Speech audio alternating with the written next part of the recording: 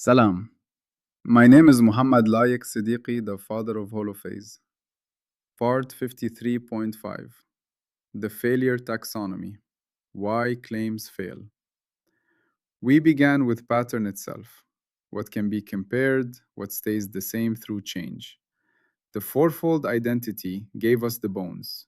A pattern is itself across transformations, and we can prove it publicly. We learned to measure without smuggling time, to remember without storing the past, to model without confusing map and territory. Meaning, symbols, and language became tools for pointing. Part 51 built the firewall between layers. Part 51.5 protected the past from future rewriting.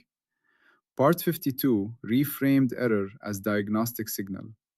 Part 53 taught us to correct while preserving lineage. Now we need to understand, with precision, why claims fail. The problem we now face, the mystery of failure. Imagine going to a doctor with a pain in your chest.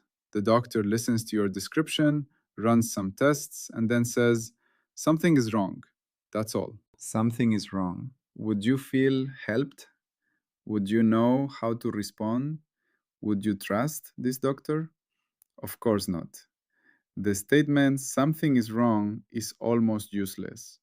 It tells you that a problem exists, but it tells you nothing about what kind of problem, what might have caused it, or what might fix it. This is exactly the situation we face with failure in science, unless we do better. In part 52, we learned that error is not shame but signal. In part 53, we learned that correction is how we respond. But between the signal and the response, there is a crucial step: diagnosis. Not all failures are the same.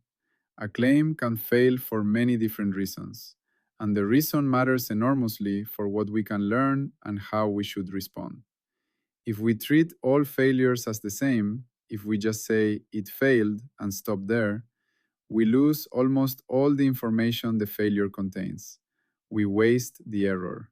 We remain confused about what went wrong and what to do next. So we need a failure taxonomy, a way to classify failures into meaningful categories.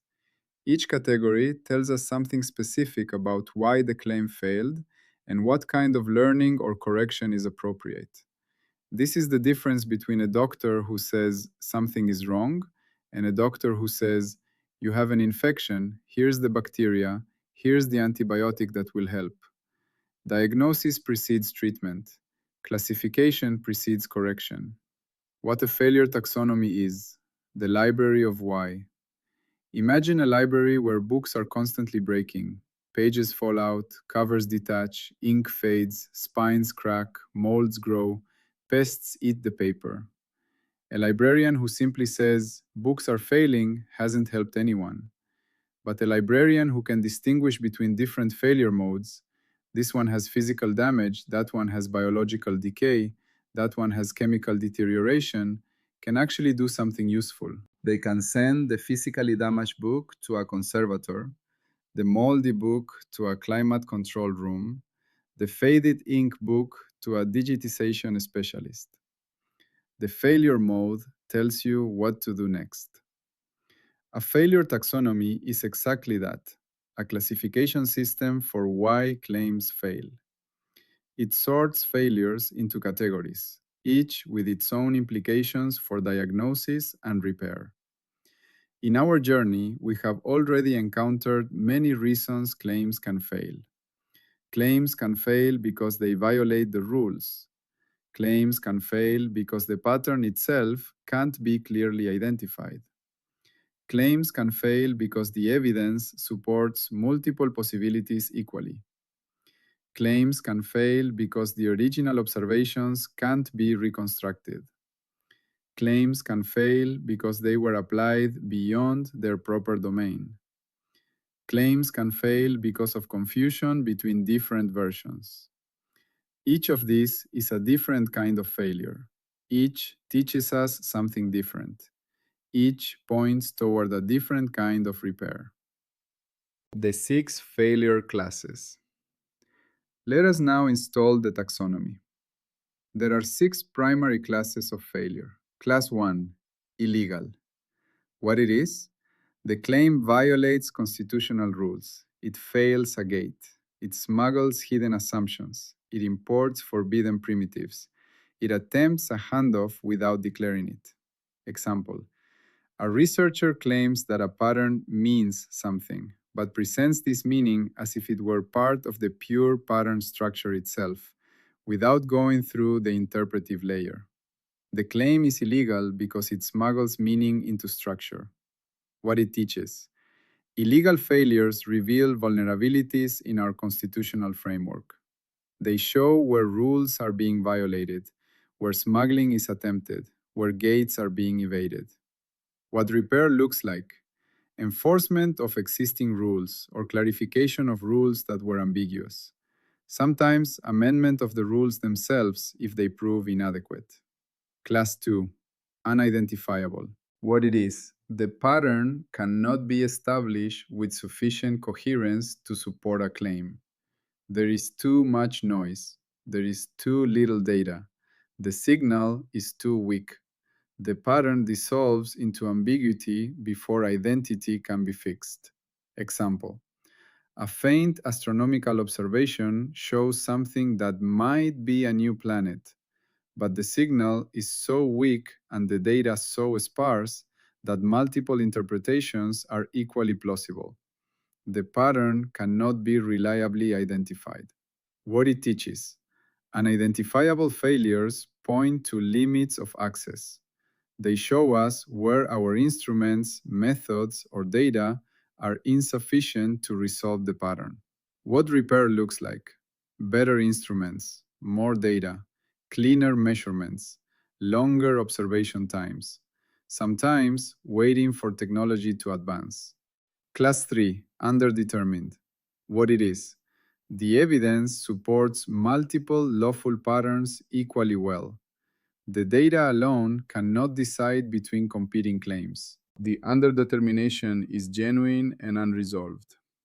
Example: a medical symptom cluster could be explained by 3 different conditions. All 3 fit the available evidence. The claim that it is specifically condition A fails because the evidence underdetermines which condition it actually is. What it teaches: underdetermined failures reveal where our evidence is insufficient to uniquely determine the pattern. They show us where we need more constraints, more discriminating tests. What repair looks like: gathering additional evidence that can discriminate between the alternatives, designing experiments that test the differences between competing patterns, sometimes accepting plurality. Class 4, unreplayable. What it is: the claim cannot be reconstructed because the original methods, instruments, or observations are insufficiently documented. The artifacts needed for replay are missing. The provenance is broken. A scientist publishes a striking result but fails to document the experimental setup in sufficient detail. Later, researchers cannot reproduce the finding because they don't know exactly what was done. The claim fails the replayability test. What it teaches: unreplayable failures reveal failures of method preservation. They show us where our documentation practices are inadequate, where our record keeping is sloppy. What repair looks like: better documentation, more detailed methods, open data, open code, pre-registration, laboratory notebooks, anything that makes the original observation traceable and repeatable. Class 5, out of scope. What it is: the claim exceeds its declared jurisdiction. It is applied beyond the boundaries where it was certified. It works within its proper domain, but fails when extended further. Newton's laws work beautifully for objects moving at everyday speed, but when applied to objects moving near the speed of light, they fail.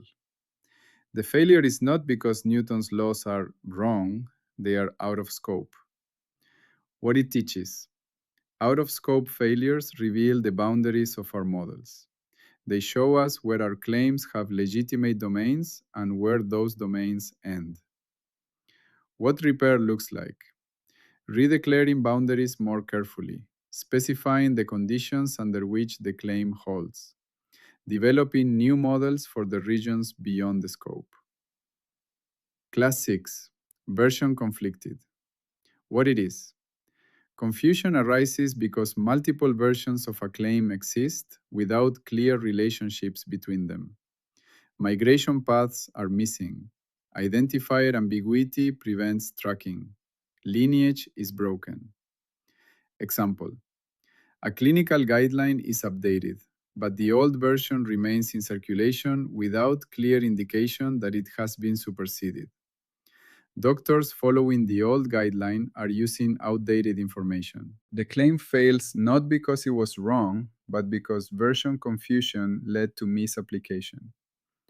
What it teaches, version conflicted failures reveal coordination failures. They show us where our systems for tracking changes are inadequate, where our communication about updates is failing. What repair looks like: clear version identifiers, explicit supersession statements, migration pathways, public change logs, archives that preserve old versions while clearly indicating their status. Why classification matters: the map with one word. Imagine a map that marks every terrain problem with one word: difficult. Swamp, cliff, avalanche zone, and unstable bridge are all labeled the same way. The map is technically correct. All these places are indeed difficult, but it's useless for navigation. You don't know whether to bring a boat, climbing gear, avalanche transceivers, or a bridge engineer. This is what undifferentiated failure is like. If we simply say the claim failed, we learn nothing about what kind of failure it was. We don't know whether to tighten our rules, improve our instruments, gather more evidence, document better, narrow our scope, or fix our version tracking. Classification turns a useless map into a useful one. Illegal failures tell us to check our constitutional compliance. Unidentifiable failures tell us to improve our access. Underdetermined failures tell us to seek discriminating evidence. Unreplayable failures tell us to document more carefully. Out-of-scope failures tell us to respect our boundaries. Version-conflicted failures tell us to coordinate better. Each class is a signpost pointing toward a different repair. An analogy: the car that won't start. Your car won't start. A mechanic who says it's broken hasn't helped you. But a mechanic who can distinguish between different failure modes, dead battery, empty fuel tank, faulty starter, blown fuse, broken alternator, can actually fix the problem. Each failure mode points to a different repair. Dead battery needs a jump. Empty tank needs fuel. Faulty starter needs replacement. Blown fuse needs replacement. Broken alternator needs repair. The failure mode tells you what to do next. This is exactly what a failure taxonomy does for pattern claims. It tells us what kind of failure we're dealing with, and therefore what kind of repair is appropriate. Without classification, we're just staring at a broken car with no idea what's wrong. With classification, we have a diagnosis and a path forward. The failure taxonomy principle. Let us state the principle clearly. A claims failure must be classified, not merely recorded. The class of failure determines what can be learned. In simpler form, failure without classification is wasted experience. Or, even shorter, diagnose before you discard. This principle transforms our relationship with failure. It turns failure from something to be hidden into something to be studied. It makes failure informative rather than just embarrassing. 7. The relationship between refusal and classification. Refusal and classification are related but distinct. Refusal is the verdict. This claim does not pass the gates. It is not certified. It is rejected. Classification is the diagnosis. Here is why it failed, and here is what that means. Refusal without classification is like a judge who says guilty without explaining the crime. You know the outcome, but you don't know what was wrong or how to avoid it next time. Together, they form a complete response. This claim fails, refusal, and here is why and what it means, classification. 8. Learning from each failure class. Now, let us see what each class teaches us. Illegal failures teach us about our constitutional framework. They reveal where rules are being broken, where smuggling is attempted. They may also reveal where the rules themselves are inadequate, pointing to needed refinement. Unidentifiable failures teach us about the limits of our access.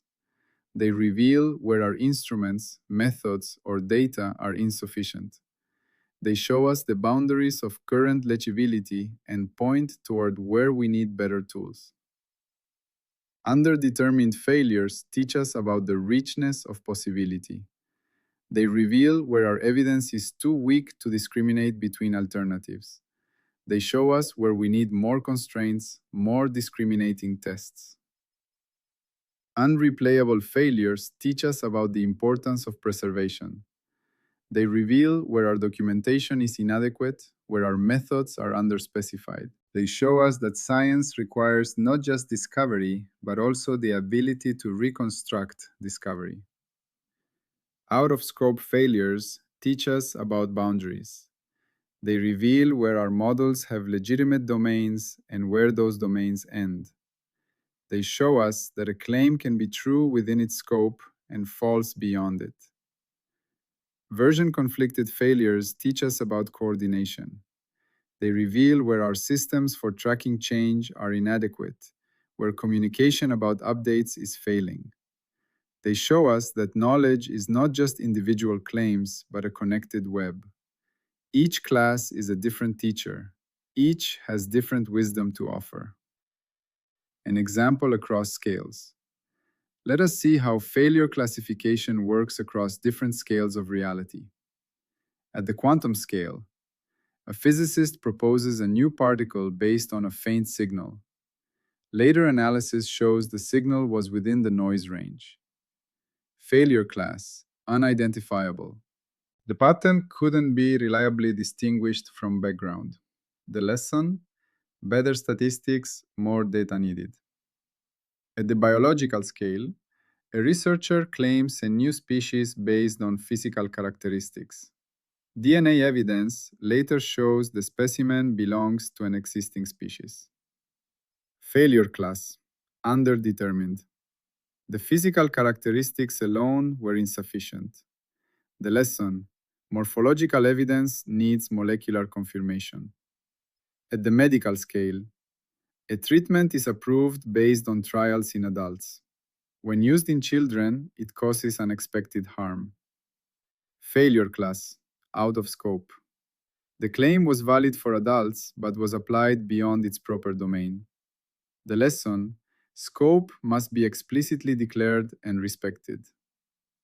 At the climate scale, an old climate model's projections differ from newer models. But the old model's code and data are lost, so no one can reconstruct why it made the predictions it did. Failure class, unreplayable. The lesson, open code, open data, preserved methods.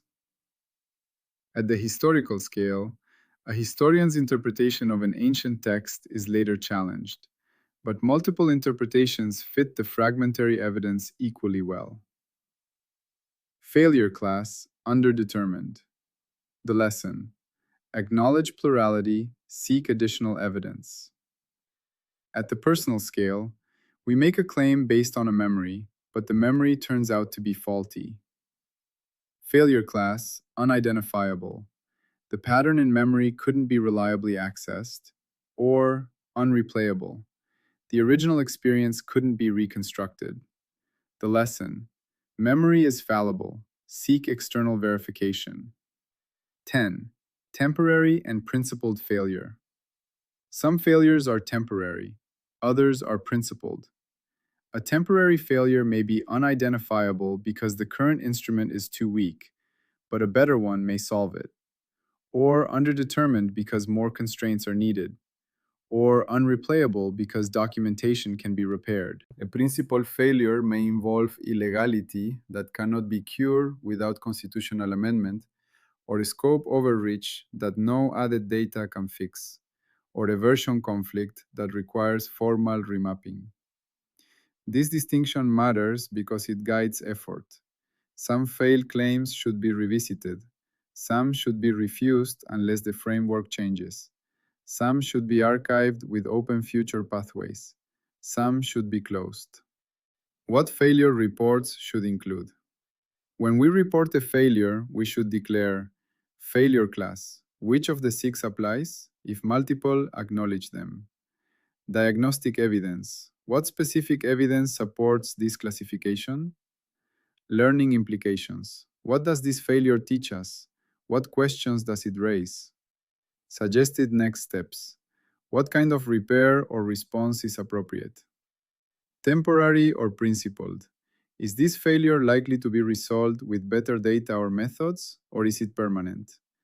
This is not bureaucracy. This is the discipline that turns failure from dead end into signpost. 12.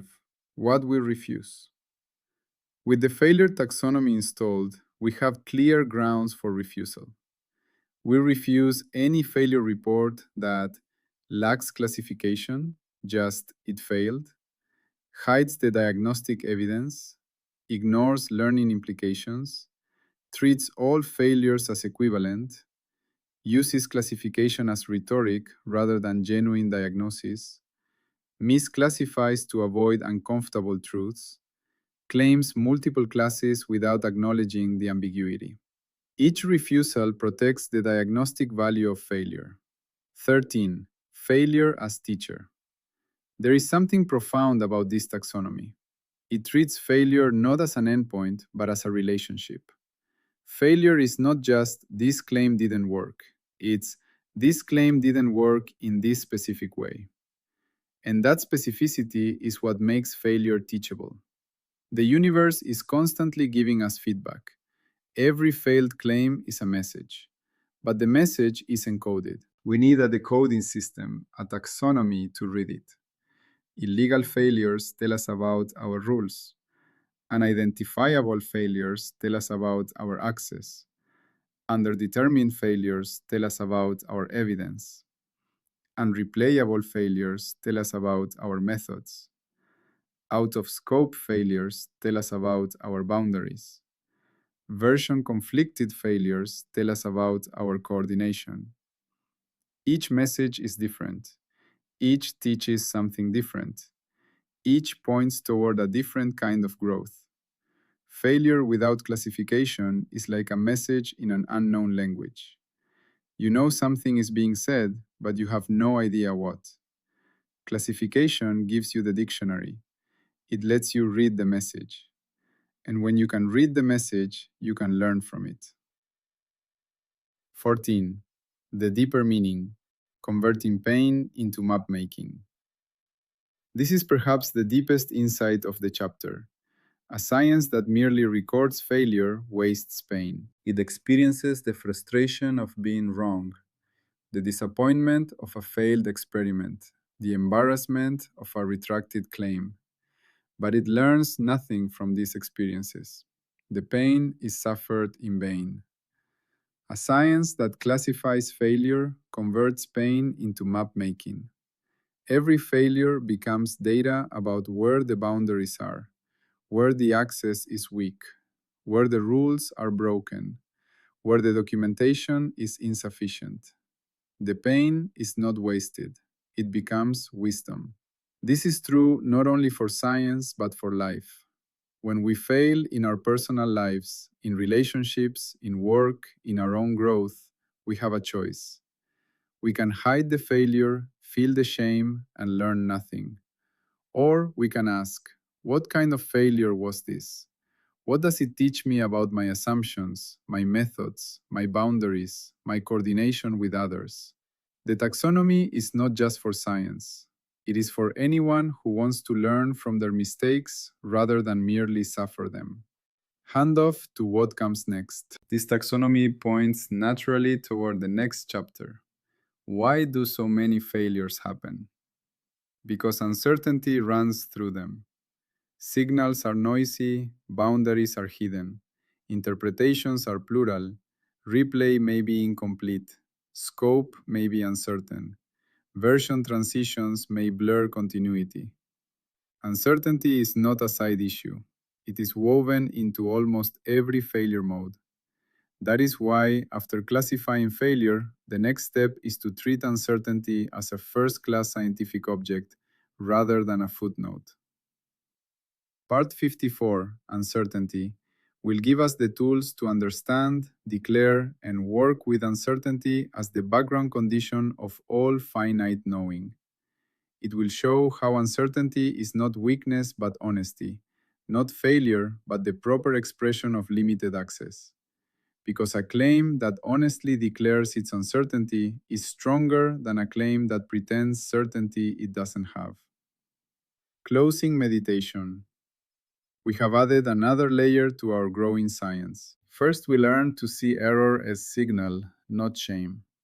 Then we learned to correct while preserving lineage. Now we have learned to classify failure by its kind. This is the diagnostic turn. It transforms failure from a blank wall into a signpost.